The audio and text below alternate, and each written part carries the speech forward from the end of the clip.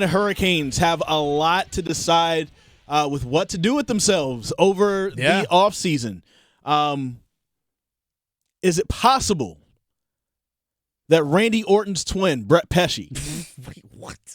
You ever looked at Randy Orton and looked at Brett Pesce and got confused and like, wait, which one's which? Brett Pesce looks like Randy Orton. I see the resemblance now that I think about it. Brett Pesce looks like Randy Orton. Okay, I never actually saw it. So Randy Orton's twin, Brett Pesce, could he be on a trading block for the Carolina Hurricanes? Well, there are some people like Pierre LeBrun and a few others who are inside in the hockey world who believes that could happen this summer, Dennis. That's right. Pierre LeBrun actually said on Thursday last week on the TSN, the big sports network that's up there in Canada, on his Insider Trading show, that if Carolina can't come to an agreement with Brett Pesce on an extension this summer, they potentially could look to move him.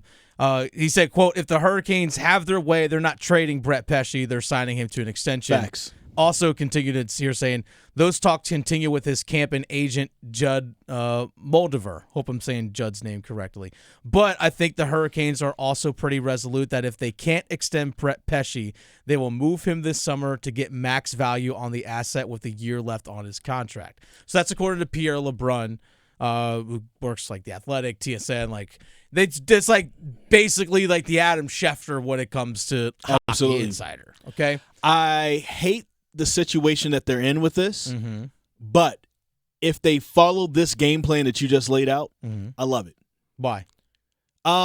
Because if you can't come to an agreement, then get something for them. Okay. And I think that should be what most teams look to do when it comes to any of their big-time stars. And I wouldn't say Brett Pesce is a huge star, but he's a very important piece. Oh, he's a top four defenseman. To what the Carolina Hurricanes are doing, right? He's been an important piece. If you're not going to be able to get him on a long-term deal to keep him around, like that's number one. That is the goal. But if that's not what's going to happen, then let's get something in return that we know that we can flip this into instead of having him potentially walk away at the end of next year. I hate the situation, right? Yeah. I don't want to lose Brett Pesce, but I love the game plan. Well, here's the thing. Pesce is making just a shade over $4 million a season. So he's on the final year of a 6-year, $25.15 million contract that he signed years ago. Now, in terms of his market value, that's well below market value for what he does, because he's a right-handed defenseman that plays in your top four. And he's also one of your top penalty killers. He's actually second in terms of penalty killing minutes, right there behind Jacob Slavin. Yep. And he's also one of the more physical guys on the team. He also, I think, actually had the most blocked shots this season for the Carolina Hurricanes. So he's fantastic on the penalty kill. And him being right-handed, every team in the NHL wants to have, it's like left-handed pitchers in baseball, that right-handed defenseman that has offensive upside. Why is that? Because they're harder to find. Okay. That's the thing. They're just harder to find. Okay. So this also, the question is for Carolina, is that the thing that's hard to find, why would you get rid of it? Why would you, unless you're getting something big time back in return, why would you let it go? If you can't get the deal done, I'm okay with just play out the final year of contract. They did the same thing with Vincent Trocheck, and they let him go. They did the same thing with Dougie Hamilton. Let him play out the final year of his contract, and they let him go sign in free agency somewhere else. You can still work on a deal as the season goes on. I get you. I understand that. However, those two guys that you named, I'm okay with letting those guys walk. Okay. And not having to get anything back from them. Brett Pesce is a big enough player to where I've got to get something for this guy. Yeah. You know what I'm saying? Like, you don't let Brett Pesce just walk for nothing when you have him on your team. So I get the thought process with that, but at least try to get something for him. And if this is the game plan for him this year, I'm with that. Okay. Don't want to see him go, though. No, I don't. Absolutely do not want to see him go. But I'd sleep better at night knowing that they got something in return for him. So this is where, again, you start to look at what comparable market value is. What other teams have paid players of his similar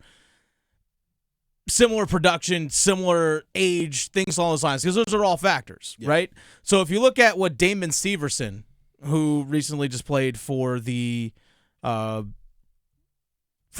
Jersey Devils, he just got an 8-year contract. And he's about the same age, 28 going on 29 years old. He's actually set to turn 29 here in the next couple of days, or actually next couple of months. Well, Severson got a deal, 8 years, $50 million. That's $6.25 million per year. Roughly same production, same age. Here's the thing. That would make him Carolina's highest paid defenseman. More than Slavin, more than Shea, more than Brent Burns.